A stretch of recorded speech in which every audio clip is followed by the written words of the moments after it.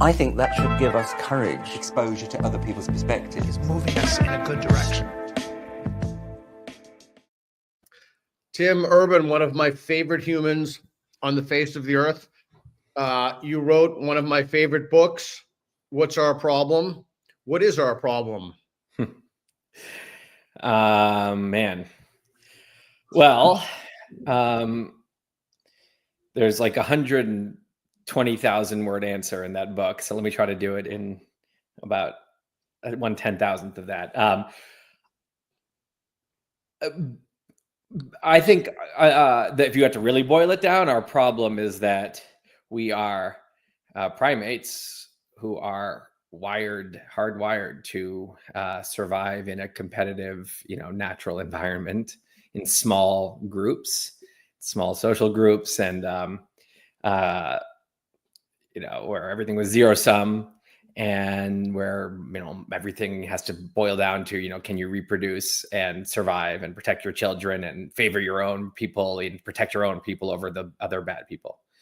And that served us great for long periods of time as we survived in a really tough world to survive in. And that today we have essentially all been kidnapped out of our natural habitat and dropped into a totally artificial, weird habitat, which is an advanced civilization. And we're doing our best to try to come up with, norms and culture and laws and, all kinds of rules to kind of contain and police and kind of harness and redirect this nature of ours into ways that allow us to function in a giant civilized society together.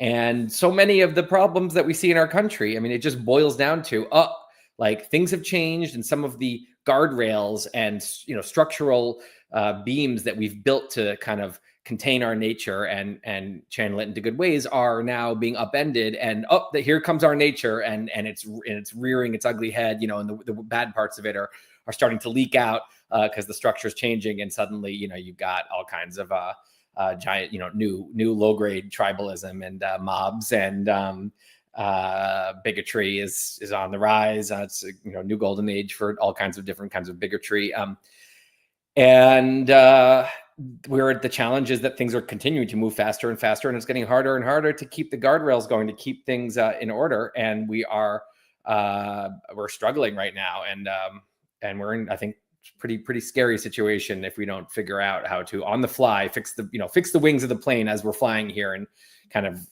get our act back together. Would it be fair to say that you don't think that there's a telos or inevitable trajectory to human civilization? No, yeah, I don't think anything's inevitable. I think it feels like when we grow up in this nice, last second half of the 20th century was quite nice in the U.S., all things considered. And the first couple decades of this century, all things considered, have been pretty good. And I think that it's hard for people who, at this point, almost everyone grew up in these times. Yeah. And we have a hard time imagining that things could just be really awful. But there's no law of the universe that's protecting us. I don't believe so. Some people believe there's a God protecting us. I think that we are part of the universe who doesn't care about us at all. And we could wipe ourselves out. We could end up with 3 billion dead in a giant, engineered bioweapon attack. So AI apocalypse, whatever it is. I think we have to not be cocky and just be no. This is the weird thing is this nice time. That's the acceptance. Yeah. The rule is that it's awful, and most people are, yeah. It's ahistorical, the period in which we've been living. Yes. And again, you and I, we know each other, and so we didn't rehearse this conversation at all. So I'm going to throw you right into the deep end. So what do you think some of the, if you were to name 3 problems facing the West that you think, what's our problem? What are 3 problems that face us that are, you could look at that. 3 existential problems, not black swan problems, there's going to be a, meteor hitting us, but what are 3 earthbound problems? Okay. One, I would say, is just that, Western civilization is a specific ideology. It's a specific set of philosophies. It's not just how things are, it's how things are here because of a very, we've built our nation and a culture and norms around a very specific kind of set of values. And I think those are under attack. And I think that they're not being taught to kids, and, just general kind of civics. It's not really being taught. And as if it's like there's this cockiness that, of course, the nice society reproduces itself, like, obviously. And now we can complain about it. It's like, if you don't like hammer that in again and again, and especially, now you have huge swaths of the West that is so self-critical of the West, which is one of the nice things about Western civilization, Right. that it's self-critical. But you can go to the full extent where it goes to a caricature level, where now, in Europe, you're inviting, a very non-Western civilization, like, something like Islam and their values, to maybe supersede the Western values, because, and with this, based on this idea that West is just bad, what West is white supremacy, West is whatever.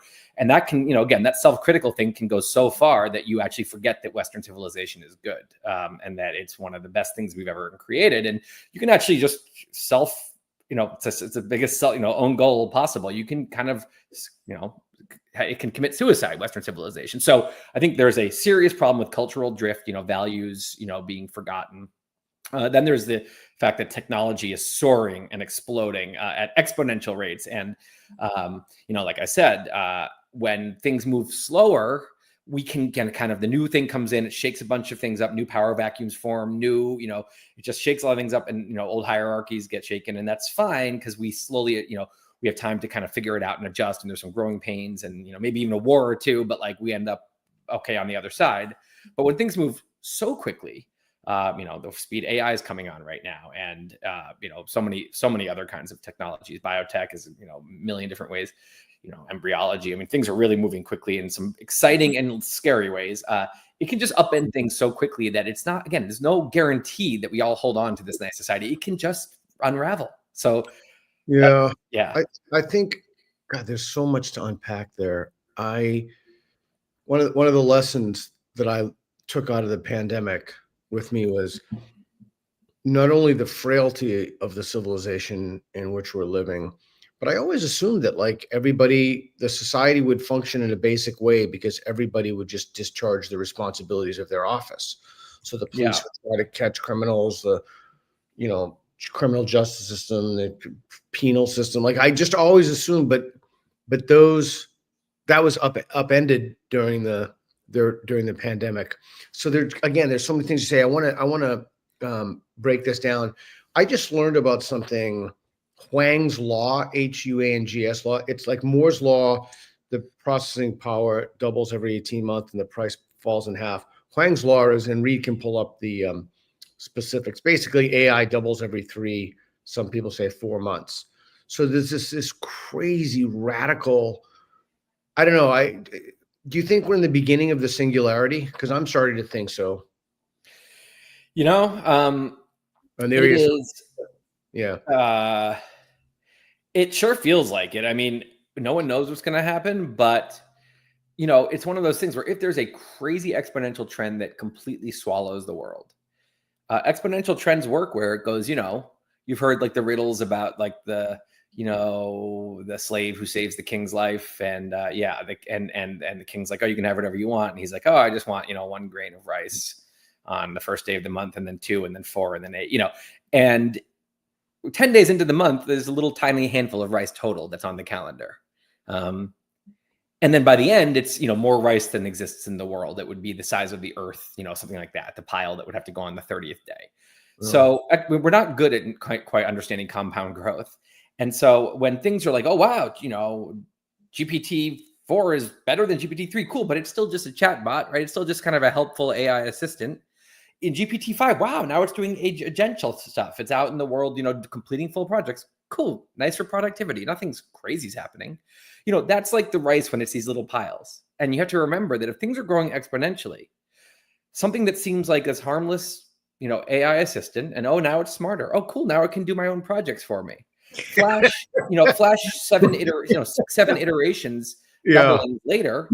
And you have something that has overthrown the governments of the world, and either he's the total dystopian situation, or totally utopian. We have solved aging and everyone's living in this, virtual utopia, or, we're gone. I mean, that's the kind of impact that when you keep doubling the power of this thing. So right now we're very early. So it's only if you look at say, holy shit, look, if you can count out the rice and say, wait a second, look at the days of the calendar, this is going to get out of hand.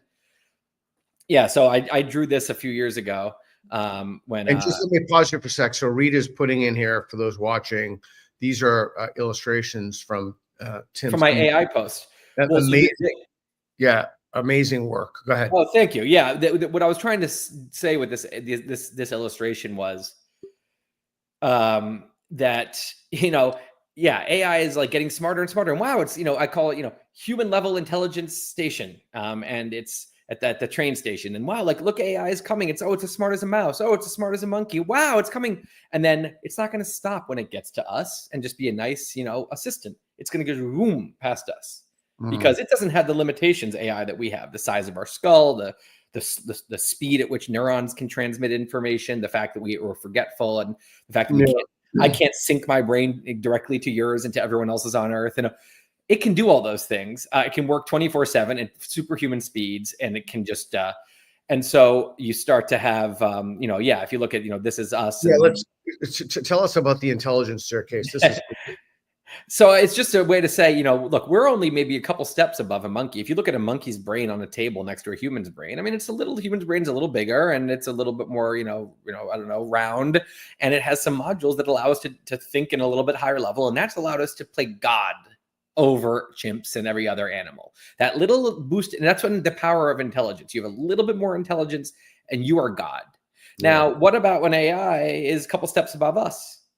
And if it's a couple steps above us and it wants to make itself even smarter because it understands that intelligence is power, it can start doing that at superhuman speeds. And before you know it, it's 100 steps above us. And so we don't know. I've talked to a bunch of AI people, and like some of them think there's some limit that's going to prevent that. And other people think that's literally happening by 2030. Like, buckle in, because this is the end of normal times. People don't realize, and these are the last year or two of normal times.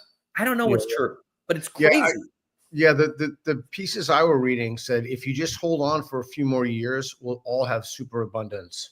And Rita, was that podcast that I sent you? Maybe you can post that later. It was a really fascinating conversation. Does this give you anxiety? Do you have anxiety about any of this stuff? Yes. Yeah, and it depends who the last person I talked to. When I talk to the optimists, I come out feeling great. I'm like, yeah, the pessimists are so, they're like the Luddites. They're always, there's always people who are scared of the new technology. It's going to be the end of times. And there's always people who think it's the end of times, and it never is. And yeah, of course, we've always figured it out in the past, and we've always, turned technology into something good overall on the net. Most people, rarely do you want someone to go. Does anyone want to go back to 1920 or 1820? I don't think any of us want to go there, even if there are certain things that are better. Maybe we're not all addicted to TikTok, but we're, you get an infection and you die, or you get pneumonia and you die. And so the optimists talk like this, and I say, yes, of course. And it's going to be great. Wow. We're going to cure cancer. We're going to whatever. And then you talk to the other people and you're reminded that, well, yeah, that's the story, the history is our friend, as long as you don't zoom out too far. And then what you see is a bunch of empires that seemed like they were the final empire, completely collapsing and crumbling, and they didn't have anything nearly as intense as super intelligent AI. So then I get really anxious. Yeah, then I'm like, I have a 2-year-old, and I'm like, man, are you gonna see your grown-up years? And I see friends talking about, when she's in college, and I'm thinking, is college going to be around? Are we going to be around? I doubt it. So I don't know. It is certainly anxiety-inducing. Yeah, it's interesting. I have a buddy of mine who is a really interesting dude. He basically just sits and writes books all day. I think it's like 28 books. Last time I checked, it was 26. So I just added 2. But he has this interesting thing he does. He calls it experience near and experience far. I don't know if he came up with it or what, but he only focuses things in his life on experience near. His relationships, his friends, his immediate things he's doing. He doesn't give a shit about anything experience far, anything outside of his immediate physical orbit. And I personally couldn't live like that, but I think that maybe increasingly we'll see these turns, these ways to kind of, because everything that we have here is we've just kind of artificially imposed a superstructure upon ourselves to make the world intelligible and to function without killing each other. And so I wonder if we'll kind of splinter off and develop ways to deal with this. I don't know. I can see the appeal of just turning off the internet and focusing on your life and, you know, being with your family and going outside. It's nice. And it can allow you to, you know, kind of forget about all this crazy stuff on the, you know, and then sometimes when you're there, you think, is the internet just kind of up its own ass a little bit? Like, is it really, is this all stuff really real? Or is this a bunch of people like who are freaking out in like Silicon Valley, but like, it's going to be fine. And you kind of forget. And then I'm thinking, well, that stuff they said is still real. Like, even if I'm not looking at it and like, you know, it's nice to not know about it in a way. So I'll just throw something out, something I've been thinking about. You know, I've been thinking about fairness for, I don't even know how long, just my whole adult life. I was really influenced by The Republic, the first 3 books of The Republic. And then I'm fascinated by John Rawls, who said justice is fairness. And then I'm going somewhere with this. And then the other day, I was driving around here. I had to drop off some packages, and one of the lights was clearly miscalibrated at an intersection. And so there were long lines one way and no lines the other way. And then I just started thinking about this, like, how does this relate to the concept of fairness? And normally what I would do is I would really kind of think about something and just drill down on it, particularly while I drive. And I play this German pop music over and over again. It just helps me, like, it just helps my brain go. But then when I got home, like, sometimes I'd call a friend and ask, but then I'm like, huh, that's interesting. And then I just started talking to Grok 3 in voice mode. Holy shit, it was an incredible conversation partner. I mean, so I basically said, is this fair? And how does this apply? And I asked it to make arguments on, John Rawls' theory of justice had a profound influence on my life. You know, is this fair? So for a while now, I got this idea from my buddy, the Australian philosopher, Tim Van Gelder. For a while now, if I want to know about something, I'll just say, well, ask me questions and teach me about this until I've received a bachelor's level knowledge or then a master's level knowledge. But it's like having someone with a PhD in everything in your pocket, and you can just ask questions on demand. It's mind blowing. And I am deeply concerned about the implications, because I think and I bet, tell me what you think about this. I don't think we've talked about this, but I think to think well about something, you have to write it. I used to believe that there should have been 2 tracks for colleges, you know, a kind of teaching track and then the normal professorate. But I don't think that anymore. I think that it's really important that we write as well. But anyway, it's a long story short. I think we're in for some profound changes. I had a guy on the show, by the way, just parenthetically, who has this thing, Stealth GPT, and it basically writes college papers so that are undetectable by AI at free and basically instantaneous, maybe 5 seconds. And he was telling me that people have published peer-reviewed work like this. So anyway, do you think that this is a thing? And maybe we'll pull Reed in there.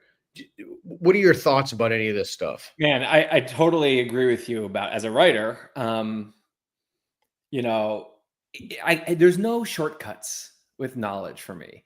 Like, I can take a book. Someone sent me a PDF of their book recently, and I just pasted each chapter into GPT and said, give me a summary, because I didn't want to spend 7 hours reading this thing when I could have spent 30 minutes. And I did that. And I felt like, okay, I get the general points. But then later, I got drawn in to look for a quote, and I ended up reading most of the book. And it's just amazing how much worlds more knowledgeable after reading the book. The summary, it's like, I'm not even gonna, it's like putting the 7 hours in and really hearing it. And I pause between sentences and I think about it and I hear the examples versus just getting the summary. The summary is enough for me to, at a dinner party, act like I've read it, basically, and to understand like their argument a little bit, but to really like absorb it and to to fit it into my own mental models, to add it to the real archive, you have to read it. Now, writing is the next level, because I know when I can read something and then, you forget it, or you read their interpretation, but it's still, you don't realize how passive you're being, and you're you're not, when you write about it, it's like there is no hiding now. You must understand this, and you must like come up with your own way to really articulate it. And you're trying to, especially if you're trying to teach someone. So to me, it is a concern that people are going to be getting summaries and people are going to be faking their college papers and thinking, well, what do I need writing for anyway? I don't need to learn this skill. And it's like, but you're not learning the material really. If you're not that there is a utility to college papers. It's not just teach you how to write an analysis. It's forcing you to learn in a way you'll remember it in 20 years, much more likely. Yeah. So I think we have this need for cheat codes. I think we have a need for, and I see this, I'm going to lose half the audience when I say this, but it's true. Like I see this in jujitsu. People just want to kind of cheat the system. They just kind of want like the next best thing, like some buggy choke or some fancy leg lock. But it's kind of like attempting to read the summary. So I don't know. It's the age old question of how do you help? It's actually Socrates' question. How do you help someone to value something that they should value that they don't value? And I think writing is a pathway to clear thinking, having that open to correction. Someone sent me this other thing today about how one of the things that AI is doing is it's helping us think how humans reason. And we're basically an analogy machine with a thin layer of reasoning on top of it. Yeah, I saw that too. Oh, did you see that? Wow. I just saw a tweet about it. I didn't dig into it yet. Yeah, there's not much to dig into. You can that's a summary of it from there, but it just seems to me that there are so many ways. Reed and I just did a teacher training for kids at Vertex Partnership Academies, and then I did a fireside chat with Ian Rowe, who's amazing. He's doing truly incredible work. It's a mostly African American, some Hispanic school. Yeah, there it is. Oh yeah, hey. And then we had another fireside chat with Catherine Burblesing from Michaela. And among the things that these were just such good kids. I mean, they were just wanted to learn. But among the things that came up is that the average in this area kid in the 11th grade reads at a 5th grade level. Okay. That no civil society should tolerate. Like, I mean, this is another conversation, but I guess my point is just in terms of you have to develop a habit of writing because you have to value it. So too, I think that there are habits of thought. Like we need to habituate ourselves to thinking about things in certain ways. Like, oh, what would a smart person say who doesn't believe that? Oh, how could that belief be wrong? Oh, can I take my beliefs down to 3 whys? Why do I believe that? Why do I believe that? And so it doesn't seem to me to be too complicated, but it does seem to me to be incredibly urgent in the age of AI.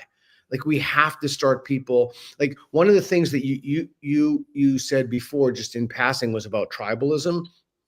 And the piece I've mentioned before that was great is in the epistemology of democracy, how my side bias is you can't teach as a fallacy. Like I can teach you ad hominem or post hoc ergo propter, but teaching people that and the idea that you would say anything against your tribe is just, I'm still struggling with how to overcome that, because more than anything, it seems that people want to belong, but the impulse to belong and the need to feel loved and cared about and be a member of a community, your epistemology has to supersede that. Like your epistemology, you have to have, why do we believe, are we believing the right things? And explain that, the latter, that's great. Well, I mean, I think the best hack in what you're saying is, because you're not going to find many people that just that are fine having everyone hate them, or fine having everyone, no one who feels like they're their people anymore because they've alienated everyone. It's a tough place to be for a human. James Lindsay would be one. Yeah. And I have a lot of respect for James, man. He's fine to piss anyone off. But I don't know. I look at what he says over the years, and it's pretty consistent. I think he's attacking the same kind of people for the same kind of things, even if they're on totally different sides of the line. He could easily have just been like, he had all these right-wing fans, obviously, for being attacking wokeness. And he could have easily just been like, I'm just going to sell books to these people. And I'm going to now, what's the new thing that the right's worked up about? He's always stuff to criticize on the left. I'm just going to focus on that. And he didn't. And, like, good for him, because it's not that many people out there like that. And the problem is those people end up with less influence. If James Lindsay was just,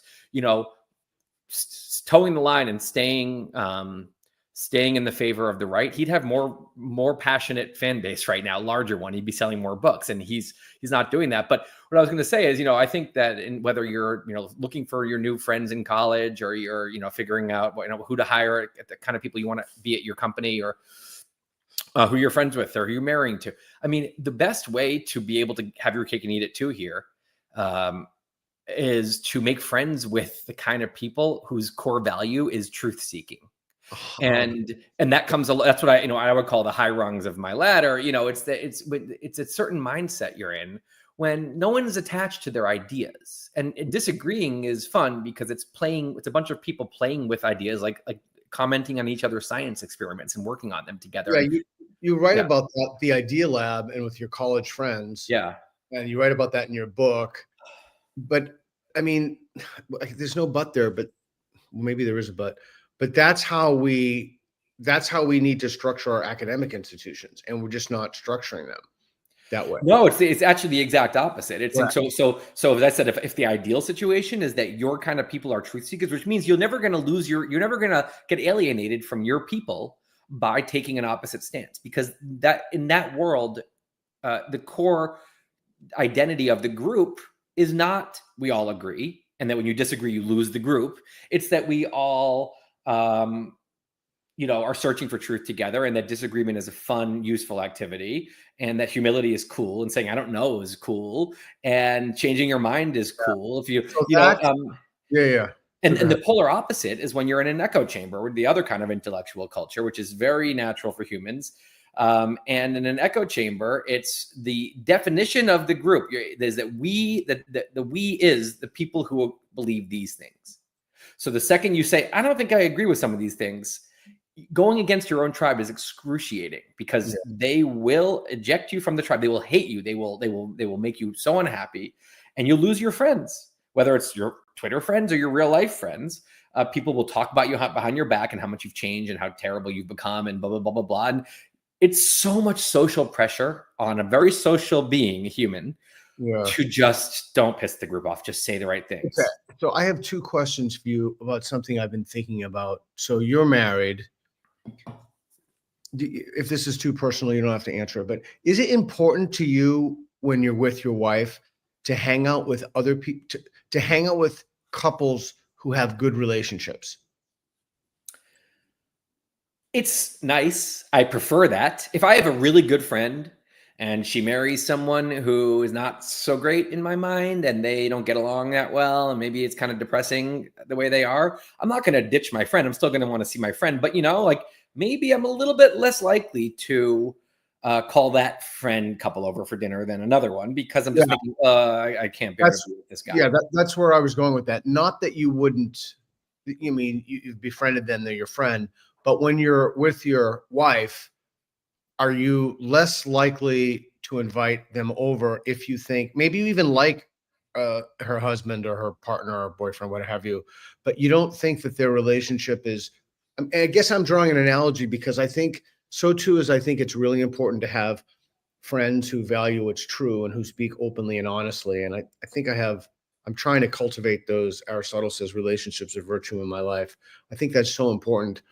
And I also think it's important when you're in a partnership, a committed relationship with someone, to hang out with people who have caring, loving partnerships based in mutual respect for the other person. Yeah. There's every relationship has a culture, and it has a power dynamic. I think the most important thing possible in life is to, find someone where that culture is pleasant for both people, people, and so, yeah, of course, when you being with a couple that is clearly just a great couple, and they have a great, banter, they have a great dynamic. They clearly like each other. No one is, being possessive over the other. I mean, it's great. It's wonderful to hang out with that kind of person. Yeah, I think it's more than great. I think it's important because it has a rising tide lifts all boats kind of situation. All right, so let me ask you another question, something I've been thinking about. Full disclosure, I did not watch the Douglas Murray debate, although I had dinner with him 3 nights before that when I was in New York, and we spoke briefly about it. But so I have been thinking about this idea for a long time now about quote unquote platforming or having conversations. And as I've repeatedly said for years now, I will have a conversation with virtually anyone, provided, and this is a big thing, they cannot have harassed me. I will not have a conversation with anybody who's harassed me, period. And there are no exceptions to that. Yeah. There is something about, so I'm kind of working this thought out now. It was inchoate, but it's just, I'll throw it out to you. There's something about this idea that you shouldn't talk to that person because they believe X and you're not an expert in X. And if you do that, you'll spread nonsense. But I guess I'm not unsympathetic to that idea. But the problem is that we have a culture now in which, and as much as I try to make this non-political, it just is a political thing. We have a culture now with people who hold a certain suite of beliefs not being willing to have a conversation with people who hold other beliefs or beliefs of people with whom they disagree. And the consequence of that is that every time you have someone on your show, people accuse you of, well, why are you platforming this guy? Well, I'm more than happy to have a conversation with whoever. They won't come on the show. So I don't know what to do about this. Like, I've thought about this ad nauseum and I've gone back and forth, but it gets back to what you said about the Idea Lab. Like, if you don't have that disposition to think, I want to have a conversation, that's why I don't like debates. You know, like I want to have a conversation with people who don't agree with me and who, but you know, who want things that are true. So I just kind of blabbed that out, things I've been thinking. I would probably, I agree with you, first of all, because as soon as you start saying the rule is you can't have people on that have bad or dangerous ideas, now you're just using the reasoning that people use throughout the cancel culture craze when it was anyone who, you know, has any, you know, variation from the woke ideology. They are dangerous people with violent ideas that are putting people in danger. You know, you can use that, and inevitably it'll just be whoever's in the most cultural power will be dictating who's allowed to be on podcasts this year. And so we don't want that. I do think that if you're someone on the size of Joe Rogan, that platform, I think he should have on whoever he wants to have on. I think if it's a topic that is very spicy and has, you know, giant tribes with different beliefs, and there's a lot of you know history, I would hope that he would at least not say, you know, well, what are the okay viewpoints to have here, but to say, you know, who has proven themselves to be, you know, actually like very well read and not like just a charlatan. You know, I don't think, again, he can have on whoever he wants, but having a charlatan on, I think is going to probably do more harm to the world than good. Now, I think even there, since it's hard to know who's a charlatan, who's not, you know, one person's, you know, genius, you know, truth seer is another person's charlatan, then just have a variety on. So we did have Douglas Murray on. It would have been nice to have him on alone and let him actually just talk about his views without having That's what I would have preferred. You know, without having the, I don't know. It's like, it was almost like he was, you know, he gives the other side privilege of being on alone. You know, Ian Carroll gets to go on alone and say his thing with no challenge. And then Douglas Murray goes on and the whole time is fighting, you know, that to me, I'm like, well, why are you doing that? Just have them both on. You know, if some people are saying, oh, Rogan didn't, he couldn't handle Murray without someone there as a shield. I'm like, but Rogan is Rogan is humble. That's his point. Just go on and say, oh, now I was open-minded. Let's hear what you think. He's just also, listen. yeah, I mean, he's not a Middle East scholar. It's kind of I think it's a manifestation of our larger dysfunction in society. Hey, I want to read some things real quick of people who said, someone said, so meanwhile, back on the podcast with a symbol I can't see there, it looks like a mic. What's Our Problem is the most important book of the last 60 to 70 years. I completely agree with this statement. I completely agree with this statement. That's very kind of whoever said that. It's also very true. There it is. What's Our Problem? And then my buddy Tom Nash said, people who hate those who are closer to their tribe but diverge slightly. Yeah, Freud made a similar point. He also said, can Stealth GPT write papers in the style of Alan Sokol, Peter Williams? I don't know. I don't know. So that's what I was going to ask you. So the other thing I was going to ask is, I have now, my agent has now rejected 5 of my last 5 book proposals. Peter, what are you giving me this shit for? That's what she tells me. So so I'm thinking about like not writing books anymore, because I think, so I'll just tell you exactly what I'm thinking. I think right now I can write better than any AI. Much slower, like much slower. But I'm not sure that's going to be the case in 3 months. And I'm almost positive it's not going to be the case in 6 months. And it's certainly not going to be the case in a year. Yeah. Yeah. I think that's true. I think, I mean, one thing you have going for you is that you have a bunch of existing fans and people who like your stuff in particular.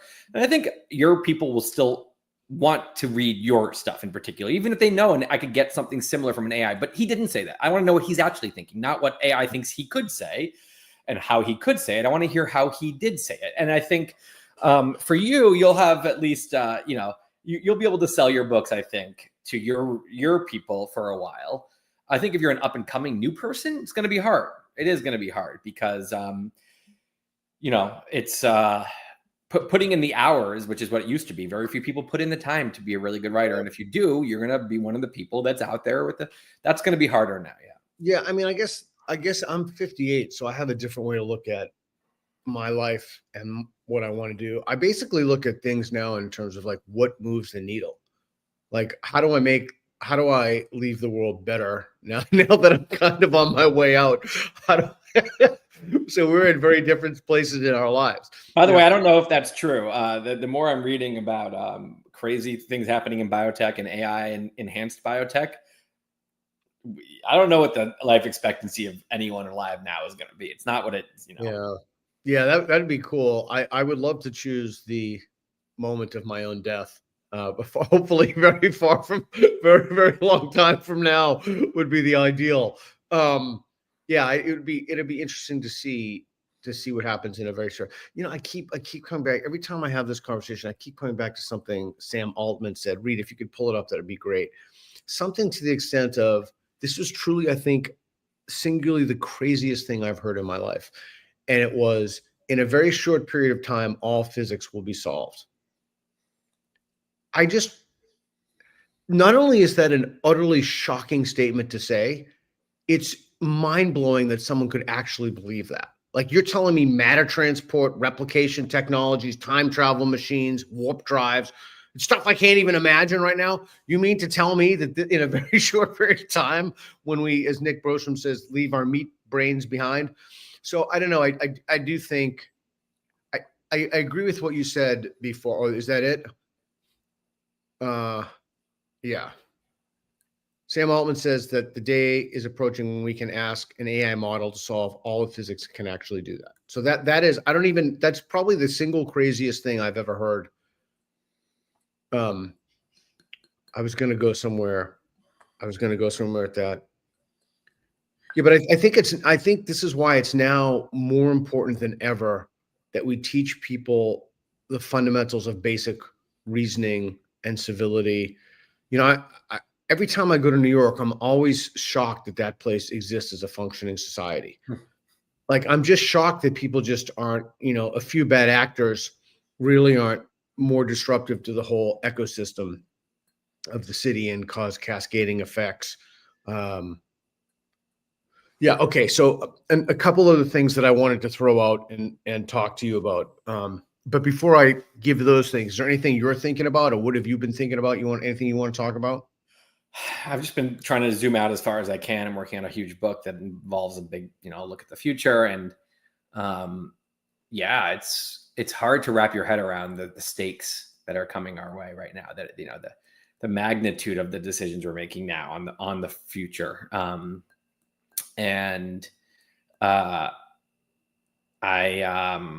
What's your book about?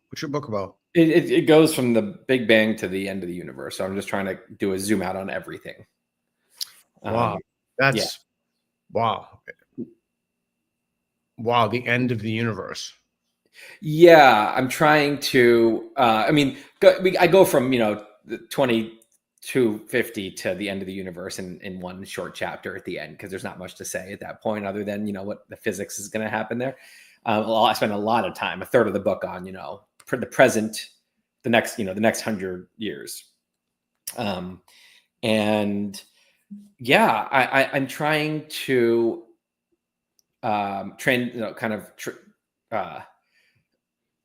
transmit like this crazy thought in my head, which is that we, there's either a fork in the road ahead that at some point it'll be too late. We'll have passed the fork. And on one side is, probably an unimaginably good future. And on the other side is probably something really awful. And we don't know whether we might have already passed the fork. We might be already on the way things are. If you zoomed way out and you had studied thousands of societies like ours, species like ours, you might say, look, they all end up figuring it out, and like we're going to be fine, and it's going to be great, and AI is going to solve all of our problems. This seems categorically different, though. Or maybe we've already passed it and it's too late. There's just nothing. It's already, the wheels are rolling. There's no one person could stop what's happening now, and we're screwed. Or the fork is not here yet, and we still can make decisions that can help us get to the good future. And we should, since we don't know, we should proceed as if the fork is ahead of us. If you're too optimistic, you feel like you don't have to do anything. And if you're too pessimistic, you feel like there's nothing you can do. And so I think the best mindset to be in is the stakes are high and it's still in our hands. And we should be having like as many, conversations as we can about this and behaving as if the stakes are high and behaving like grownups. And so when I don't know who's right about AI, but when you see people who are having insane culture war, just stupid shit, this is not the time for that. Like we're on a car going up a mountain on an edge of a cliff, and we need to focus on the road and not be sitting there slapping each other in the car, right? I mean, you said that to me, and you said that to me. Your people did this to my people. It's like, dude, like the road, we're gonna fall off the cliff. So yeah, I'm really glad you say that. I'm moving out of that space myself, and attempting to look. Criticism is good. Criticism is important. But now we need to start talking about how do we make a positive contribution. That's why I'm really excited about these teacher trainings we're doing to teach teachers how to do spectrum street epistemology and basic ideas to communicate civilly across divides. Yeah, that's the core thing we need right now, because that is the unit of, that wisdom emerges out of. Is if you have enough people that are thinking that way, we collectively would make wise decisions. And if you have people who don't know how to think that way, we will collectively drive ourselves right off a cliff. Yeah, the cool thing is too, I do it for free. Like we don't have a fee. In fact, it costs me money to do these things, but it's important to do. All right, I want to throw a couple more things about you. Reed, could you pull up the photo of the Tesla Optimus pilot manufacturing line? Okay, what are your thoughts on that? That's pretty crazy. I went there. I've been to that factory. And talked to the people there for a long time.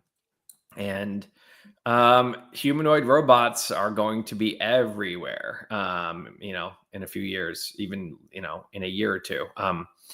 Humanoid robots are coming very quickly, and they're going to be in homes eventually, first in, industrial spaces and then commercial spaces, and, pouring your coffee and folding clothes at the store and things like that. And then I love that. That's great. And then they're going to be, washing your dishes in the house and even putting your baby to bed. People will get used to that, but I love the washing dishes part. People will come to trust them, and they will say, "Why hire a babysitter?" It's like, the robot can just do it. And again, it seems crazy to us, but I don't think it's going to seem crazy to people in 10 years. And that's like everything else right now. I'm like, that's awesome. It's going to be so great. Everyone, it's like the productivity will go up. Everyone has more time to do other things. And, it's going to be so, prices can go down because the people won't have to hire as many employees. And then of course there's the dark side of it all. What's going to happen to job loss. And of course, how about when these were used in military? Yeah, I'm less worried about that. how about when AI, is able to access the real world, via kind of controlling the bodies of robots. And so, of course, every technology I look at right now, I see this incredible promise and then a dark shadow that is scary. And but I think, again, there's no stopping this. This is happening. Yeah, I literally was right there.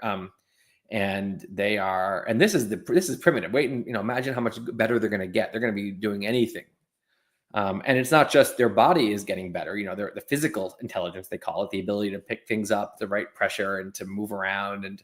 But the actual robot, brain is getting smarter, where you can say right now, it's like you train it specifically on how to do this one task. You push the battery, fill the containers with batteries, and it can do that.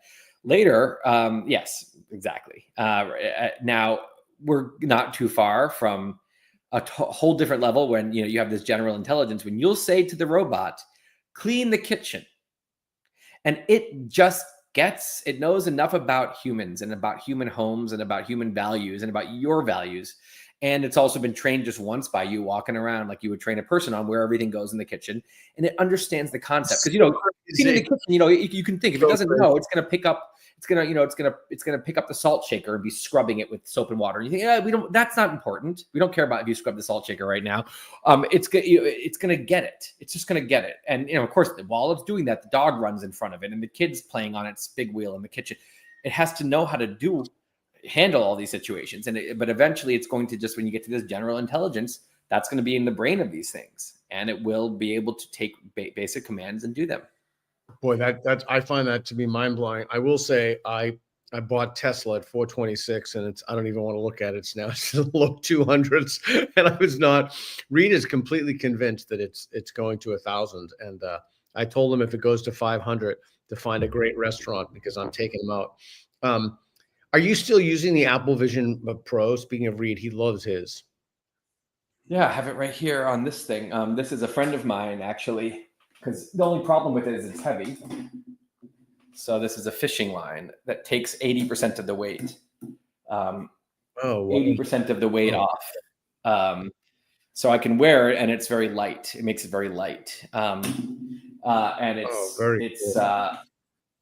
it's I love it. I use it all the time. For what? What do you use it for? For writing and research. I mean, I'll go in, and instead of sitting in my office, I'm sitting on a beach somewhere, and I've got a giant 40-foot screen, and I have my headphones on, totally immersed, and I have a way bigger screen, and I'm in a total other world, very focused. Really, I never even considered it for writing. I never even thought of that possibility that it could be used. This is a video that I made inside the Vision Pro when I first got it. And I was explaining how it works. I was showing that you can see, but see, I can go from here, and now suddenly look, there's a much better, nice thing out the window. That's nicer than what I was seeing before. But then I can go and take my computer screen, and I can connect here, and it works on the second time. And that little tiny laptop screen that I'd be working on is suddenly nice and big, but now I can go make it even bigger. Now I think this takes a second, but then I go and I make it the size of the whole room. But then, so I make it bigger, and I can have it as, wherever it can be the size of the whole wall. But then also I can go to, right now I'm still in the room. And so if I want to, I can go totally immersive here. Here's me. Okay, I'm getting like my window set up, and I'm showing that I can have a bunch of different things on here. But I'm about to go and turn the whole room into another location. Even though I'm just sitting on a chair in a very depressing room here. But so this right now, also, this is the first version of it. So now, hold on, let's see. We'll do it here. I guess I'm talking about some shit. But anyway, the newer version, here it is. So now if you look, I'm no longer in the room. I'm just in a totally different place. And the mountains there, and I can but you can pick all these different environments, and it really is psychologically different, because our brain kind of starts to think you're there. You forget that you're not there, And it's really inspiring and nice to work somewhere beautiful. But also now the new one, the screen's even bigger. It's this wide 40-foot screen. This is the first OS, so they didn't have that yet. This is also, to you, it still just looks like a normal size screen. To me, where I am, that looks like a 40-foot screen. And it feels like it. Oh, wow. And look, now I'm in a canyon. And again, it's one of those things where you really can't understand how immersive it is if you're looking at it on a 2D, rectangular video like we are. If you're in it, it feels like you're in that canyon. And it's a great place to work. The one problem is heavy, and it's heavy on your face. So the same friend who gave me that, his name is Jonathan Kuhn. He's a tech nerd and loves to make things better, and he's very generous. So he made me this headset that he 3D printed, and this, instead of the normal headset, actually has a strap on the top, and most of the weight goes here, and you can tighten it. So most of the weight's on top of your head and it's supposed to on your face. But then even better is he brought me this thing so I can use the little headset and just have it weigh 1/6 as much. I think Apple has some work to do. I'm a little unimpressed with them that this guy Jonathan was able to create a way better headset. And I mean, this is not, they're not going to sell this, but at least a way better headset. And it's like, why is Apple selling a headset that's like all the weight's on your face? Anyway, but it is a good way to work. Okay, so you saw the immersive short film Submerged. What are your thoughts on the future of that format, and perhaps like that plus generative AI? Yeah, and so it's hard to know. I mean, right now, you notice it has not taken off, right? We're not saying, oh, of course, everyone's watched this new VR movie. I mean, most people just don't have a headset, or if they do, it's the Oculus one. They're usually using it for gaming. I still believe that this is like those early years of social media when, you had Friendster and you had MySpace in the early years. And it's like some people were using it, but it wasn't very cool. And not many people were using it. And people, I think, probably assumed, oh, it's just this category is not going to take off. No one wants to go on these little friend websites. Then Facebook comes out, and it turns out it just needed the right moment and the right format and the right whatever. And I do think we're headed there. I think that probably this is that film that you got to be in it to understand. Yeah, you can look around. You're in the room with these guys. Yeah, people can look at this and like not get it. Like, no, if you're watching here, it defeats the purpose because you're watching on a 2D screen. So you have to try it, and it is incredible. And their input is incredible. Where you look at something and just tap your fingers. You don't have to reach them up. You just tap them on your lap, and it can see your fan to select, to click, to move things around. It's shockingly easy, like as easy as using a mouse and or swiping on your phone. But I think it just hasn't quite gotten there yet. I think it'll be that Apple comes out with a cheaper, smaller one, or Oculus or Meta or someone else, and it just pops, and suddenly everyone wants one. Or maybe it's the glasses, maybe it's just the Ray-Bans, or even they get smaller and a little bit maybe more immersive. Something's going to pop, and then everyone is going to have one, and people might not even need their phones anymore. You just pop this thing on, and I do think that's going to happen. I don't know if it's good for the world or bad. There'll be obviously, again, blessing and a curse, type thing. But yeah, it's interesting. It kind of reminds me of something years ago I heard Elon Musk say about solar roofs. Someone asked him a question, what's the most important thing about solar roofs? And I just thought it was like, well, I mean, of course it's efficiency, or it's, like some engineering thing. He said, well, how they look. And I was like, wow. Yeah, because if they look like shit, people won't adopt them. Yeah, you can't be, oh, I'm so uncomfortable at my desk, but it's super immersive because I'm uncomfortable with things on my face. It can't be that I have a solar roof, but it looks terrible. Like you have to, in order to get people to switch from the thing that everyone's used to something totally new. Same with electric cars. If the Tesla sucked, no one would buy it, even if, you don't have to go to the gas station anymore. It has to be better across the board, basically. Yeah. And so I think that these things have to be like, why would you ever be on a computer screen anymore? Like this is better on every single front, and it's not quite there yet. I was going to ask you, is it more important to you that, like, if you're in charge of the development of I don't know, it doesn't have to be Apple, but and you said, listen, we need your direction. Is it more important that we reduce the weight by 50% or increase the, I don't know, connectivity, screen size? I mean, some other fact. Like, do you think that the weight is the main thing that prevents people from wide scale adoption? I think, or is it just is it just like it looks kind of I think autistic. there's probably like 10 criteria. Like one is it can't make you nauseous at all. Apple's does a good job at that. Another is the price. Another is how high res it is. It's going to hurt your eyes after a while. Another is the software for it. Are there amazing games and workstations you can use here? Or is it like, this is okay, but it's in a pretty early, software. And then of course it's the weight and the comfort. So that's probably the biggest one. If people are going to wear it and after an hour or a half hour say, I need this off my face, it's limited, right? You limit it to how. So I think that, yes, it'll come down to glasses, really thin, really light plastic things, and it'll get cheaper and the resolution will get better. Just like all these things, like cell phones. The iPhone of VR headsets hasn't come out yet. The one that's going to just say, oh my God, you got it. Everyone does it on this. Now, well, by the way, now we're all working on this virtual space together. If you don't have one of these, you can't join us. You have to join us on like a little like weird rectangle we can put there with your head, but you're not in the room with us. So everyone's going to want one once everyone else has one. Just like once everyone has an iPhone, you couldn't really text with your iPhone friends if you didn't, so. Yeah.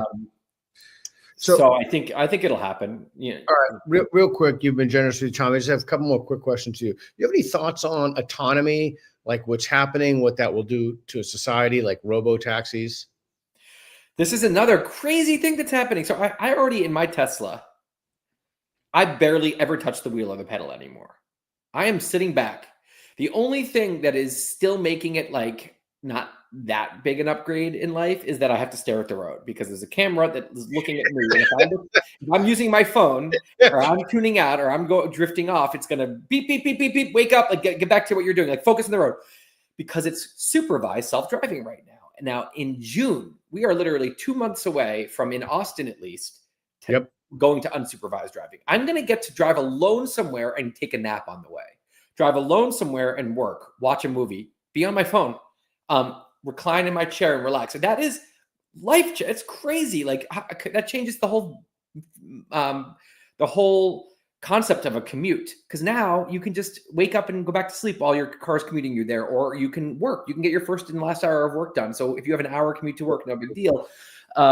It's huge. Yeah, that's why, Reed, you can jump in here if you. I don't want to mischaracterize you or attribute your belief, but that's why that's the reason, or certainly one of the main reasons why Reed is so bullish on Tesla. That and the robots, man. The robots are going to be everywhere, and they're one of the big companies in there, and it just hasn't happened yet because it's so early. So Bill Aikman was on Twitter or X, and he was saying, I sent him a DM and disagreed with him, but he was saying that he thinks Uber is a good buy. I don't think it is. In fact, if anything, I would short Uber. I mean, what do I know? I'm not a multi-billionaire. It's far from it. But I think that the robo taxis, because the other thing he said was was it way you would? Oh man, that's the beef. See, I'm always thinking about food. So there are other self-autonomous vehicles and Tesla. And also, there's such a backlash against Musk right now by Waymo. There's such a backlash against Tesla and Musk right now, which that to me is the other thing that's totally crazy. I watch these lunatics spray painting. I don't know. There's really been a breakdown of something fundamental in society. Like I would just, I just can't imagine when I was growing up that you didn't like somebody and then you would just destroy their business. I mean, the whole thing is not their business. You're destroying the cars of families that have nothing to do with this person. That is like childish, low grade mob tribalism. That's all that is. It's the lowest form of humanity.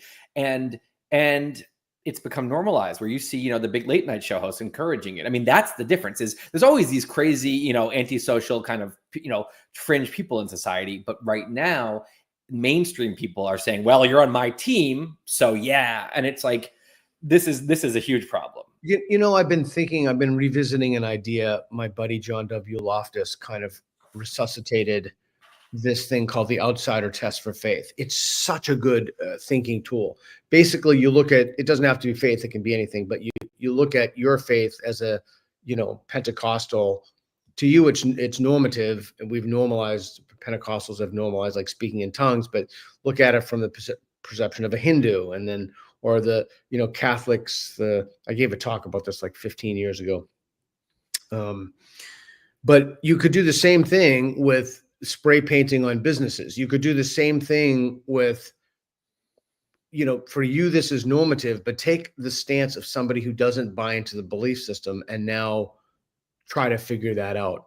Okay, so I want to say, if there's anybody has any comments or questions for the man, the myth, and the legend, Tim Urban, or about his book, you can do that right now. You got a super chat, and again, it all goes. No, I don't make any money off of this. It all goes to the nonprofit, so we can do stuff like go into schools and do teacher trainings and such. So, if you have any questions, let me know.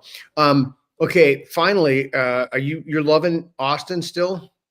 Yeah. I mean, look, it's not, you're coming from New York. So like 7 things are better here. Like you can get more space for way less money. And you can like have a little suburban kind of life. I can like take my daughter on a bike ride in the neighborhood. Barbecue is much better. Exactly. I can let the dog out the back. That's like unbelievable. I don't have to go down with a leash into the filthy streets. And there's so many reasons it's good. It's and then there's and then I'm used to also, if you get used to New York and you have a thousand great restaurants within a mile, and you come here and there's like, which of the 6 restaurants do we like? Are we going to? That's a bummer. I mean, you're not in a world class A-list world hub anymore. But we were in New York for 14 years, and we're ready for a change, and especially with 2 kids. And there's great people here. Great people here. Have you noticed and I should be there in October, November, so I'm sorry I didn't get to see you last time. Have you noticed, is it more bracketing housing for the moment? Is it just more expensive to live there? Or less expensive? I meant less expensive. I don't know what it used to be like. And I just am so in my own, I was just in New York for 14 years. So I don't know what anything costs, because I was just sitting there in New York spending ungodly amounts of money on 2-bedroom apartments. And now that's crazy. Everything seems so cheap because it's not New York. So I don't know what Austin used to be or what the housing market, because, we're renting a house right now because just to figure out the city first. And so everything seems cheap right now and spacious, so much space. So I love that. I do think a lot of, I don't know. I really like the crowd that has moved here. A lot of them. We have just a lot of really, really, I would say A+. Maybe it's not A+, restaurants, for example, but I think it's like A+ people. Like it's one of the cities in the country that has like really amazing, extremely smart, interesting, non-tribal type people. Yeah, it's interesting. And finally, sorry, a few minutes over, but I'm curious. I was just there when I missed you, unfortunately, for the University of Austin, and I'm going back to do interviews and other things at the University of Austin. I'm still a founding faculty advisor, and they've switched. I just think that this is so. I love this. They switched all of their admissions criteria. It's just going to be a single number. What is your SAT score? So it's not your race. It's not how many languages you speak. They don't care if you've won 50 Nobel Prizes. Yes, it's a merit first admissions, and it's admissions purely on the basis of merit. And then you get scholarships from there. What are you doing with the university? Are you doing anything with them now? I'm not doing too much. I wholeheartedly support them, and I think they're an incredible force for good and desperately needed right now. And by the way, pure merit, that's what like Stuyvesant in New York does, these public schools. And it's been this giant like upward mobility function for all these, I don't know, you have these just immigrant parents who come and they bust their ass, in Chinatown selling vegetables out of a cart. And their kid gets into Stuyvesant and can go do anything. I mean, I love that, right? So, and of course, just the non-meritocratic stuff has gone so far. And I don't think you're ever going to go wrong with pure meritocracy. Yeah, I did a little talk there. I go to the events. I know the people who are running it. I help, I'm happy to like talk, brainstorm stuff with them whenever I want. I'm not really involved much more than that, but I'm so happy they're doing what they're doing. And if I were 17 right now, I would want to go there because like, it's just the burden, the baggage that these other universities have from the last 50 years, but the last like 8 years, just political scariness to be there, where no matter what your beliefs are, it's like, you're not, and when I went to college, I was a pretty bad student because I had no work ethic. And I was a huge procrastinator. So but I learned, I went to an intellectual boot camp just arguing with friends. We just argued. That was what we did. We just sat there, and it was almost like if we all agreed it was too boring, someone would take a different side. And you were constantly hearing devil's advocate to like the blue narrative, which is I grew up in. And it was like, it just shattered my like kind of my confidence about I'm right about everything, and it humbled me and it made me smarter, and I had to get good at arguing. And if I was being biased or doing some kind of ad hominem or some other bullshit attack, I would get called on it by these really smart, disagreeable people. And I feel like college, I mean, I don't know, I'm not there, but I feel like there's a lot less of that right now. It's, and even probably less 3 or 4 years ago, maybe hopefully now it's better. You probably know better than I do. I know you've obviously been through the ringer there, but University of Austin seems like a place where you can go into a full intellectual boot camp. Yeah, it's fascinating. I am utterly blown away by what they're doing.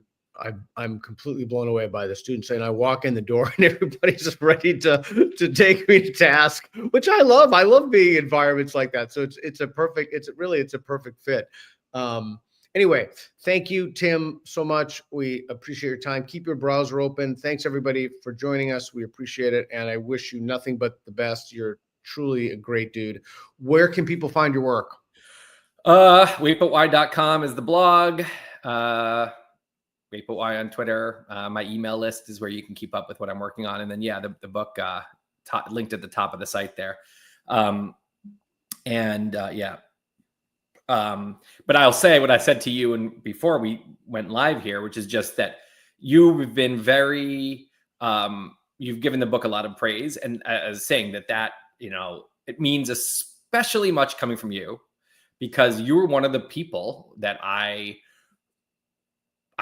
watched a lot of what you had to say. I read a bunch of what you had to say while doing the book. And to me, you were one of the pinnacles of the kind of thing I want people to be more like. Thank you. Yeah. And so when you said that was like the best person I could have heard it from. So thank you.